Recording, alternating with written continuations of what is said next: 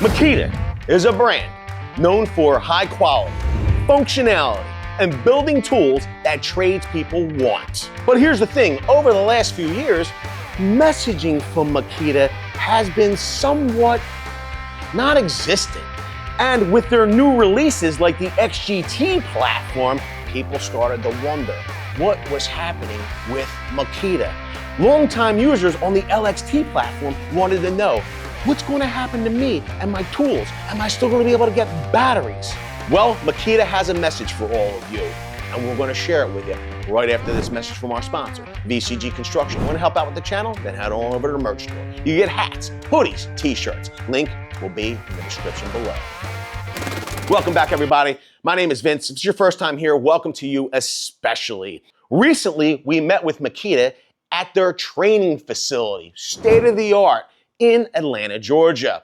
And while we were there, we were able to get the inside track on Makita's newest innovations, but most importantly, we talked with leadership about the direction of the brand. A lot of you had questions and concerns, and it was our goal while there to help put you all at ease. See, here's the thing. You're probably going to hesitate when adopting a brand because there's a large investment in these batteries. Makita's platform, the LXT platform, which is an 18-volt battery, has been around for, I think, decades at this point. Not that long ago, Makita announced their 40-80-volt platform. Every tool will either run on a single 40-volt battery, or you can pair up two 40-volt batteries. The tool will run at 80 volts. You're able to run large rotary hammers. Even demo saws can run with two of these battery packs. Here's the thing. It's so technologically advanced that people started to wonder, will they still support these tools? Makita is not known for making drastic changes right away. Everything that they put out, all of their innovations, seem to happen over a long period of time. They're not known for like yearly updates and multiple generations within short expanses of time. So when people saw these tools hit the market, they thought for sure that these tools would be going away. We asked the question, what does the future look like for LXT? And this is what Makita said to us. We're going to continue to support LXT. Our mission at this point is to continue to give the consumer, customer, and tradespeople the highest quality tools, whether it be on the 18-volt platform or the 40-volt platform, with the best functionality to serve the trades to the best of our ability through innovation over time. They let us know that the LXT platform will live on. If you're a contractor in need of tools that are traditionally able to run on 18 volts, then you're probably best off going with LXT. What's in this box is something that you were all excited to see. So much so that when we ran the live stream from the event at Makita, some of you spotted the signage that was highlighting this tool. I didn't even see it while I was there. We went over and spoke with the product manager for this tool. He gave us a lot of specifics about it. We even had some hands-on time while we were there. And we were lucky enough that we've gotten our hands on one here. This is Makita's X20. And frankly, it's not like any other impact driver on the market right now. Once again, Makita has looked to set the bar at a whole new level. Is it the most powerful? How will it compete when driving screws and legs? I mean, quite frankly, that's where my mind goes to. But Makita has decided that instead of focusing on sheer power numbers, they wanted to make sure all of that power was usable for all of you in being more comfortable to use, more balanced. Let's get it unboxed. While I'm doing that, let me tell you a little bit about it.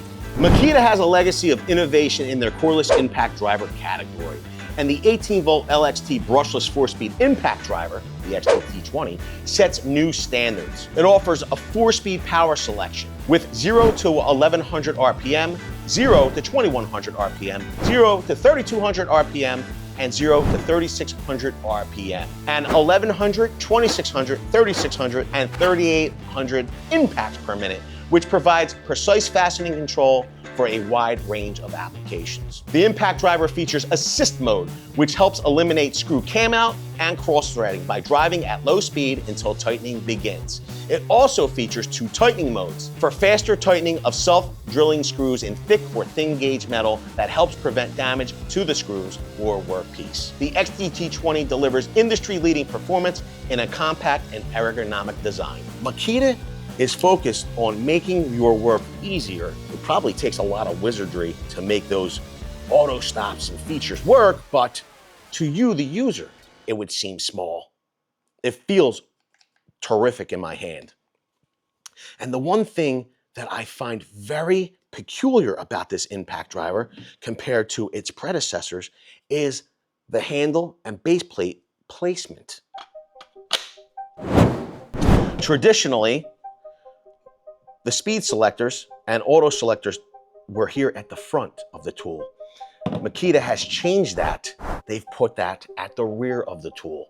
That allowed them to move the handle forward on that base plate and position the handle down the center of their battery, which makes for a more balanced tool overall.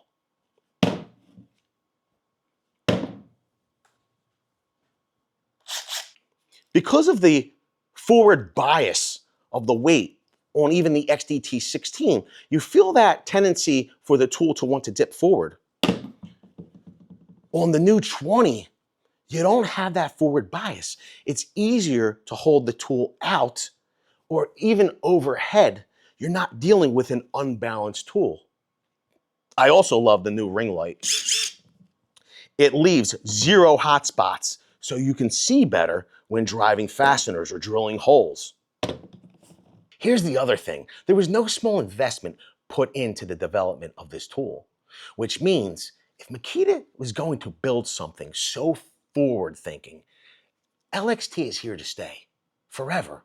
They're not focused on price points or bottom lines. They're focused on all of you, the user, and how these tools will suit you best. I feel like we're seeing a new era that Makita is moving into. Now, all that sounds good, but how does it work? So I figure we'll run some rudimentary driving tests. Number 1, quick insert collet, which is nice. We have 2 ball bearings in the corners of the 1/4-inch collet for bit retention. So dual balls or a pair of balls. Now we have a ton of different modes here. Wow, look at this. So we have 1 through 4. When we hit auto, we then go back to the previous mode, speed mode we were in auto. We can cycle through auto to our different tightening modes. We have a wood drilling mode for auto. So they've made this pretty intuitive. Let's see how the auto function works for driving fasteners into wood. So it set us nice with the power that we would need. What if we bump up the fastener size? See if there's any difference. You can see that auto feature sensed that we were going to need more oomph to drive that 3-inch screw fully. So it bumped up the power. That's pretty cool. Let's try it again.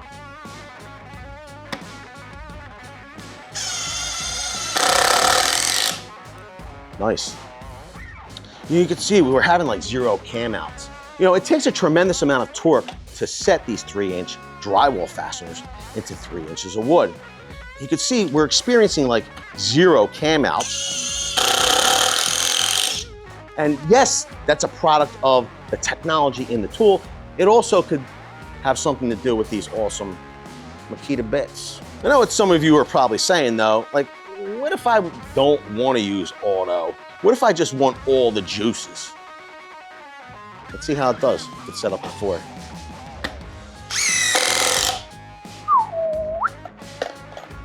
Very powerful. You can see though, we got ourselves a little cam out there. We got a little we went whole hog on it and it squealed at us. No good. Let's test some of the other auto features. We have some number 10s, self-tapping metal screws. Now, if we were to set these like normal, you can see we'll get some spinning even after we're fully set. It could strip out your hole. So what Makita says is, if you set it in auto mode, here's the thing. This is the bolt reversal mode. There's 2 tightening modes here. I will assume that the tightening modes, because this is thin metal, maybe we need to be on 3 instead of 4. I'll assume that number 4 is reserved for tightening in heavy metals. I could be wrong. We're doing this together. It's like a learning experience. You and me. And you can see, finger's still fully depressed, even after we've set our fastener.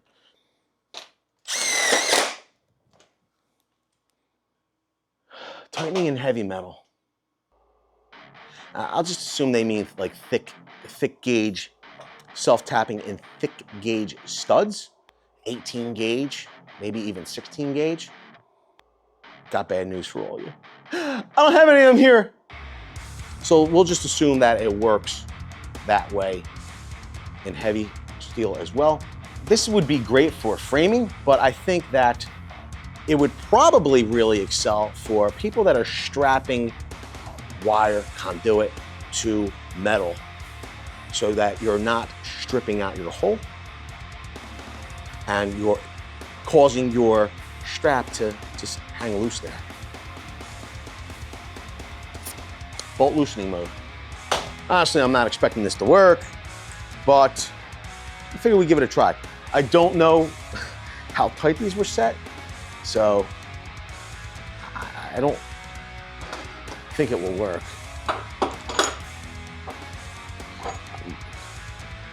And frankly, I think bolt removal mode here is probably more akin to smaller bolts, maybe even lug nuts.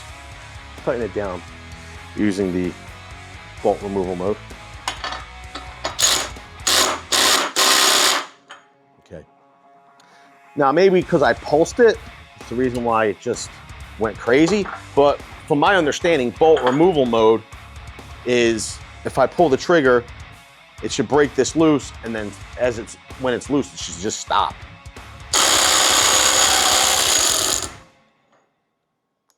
So it literally took it to the end of the bolt and then stopped. So it worked just like Makita said it would work. It's pretty exciting. But let me know down below, are you excited that Makita is going to be supporting that LXT platform with new innovative tools that are high performing, that highly functional with auto modes and features? We want to know. Leave it all below. With that, I want to say I appreciate each and every one of you for being here. Thanks a lot, everybody. I hope to see you all on the next one.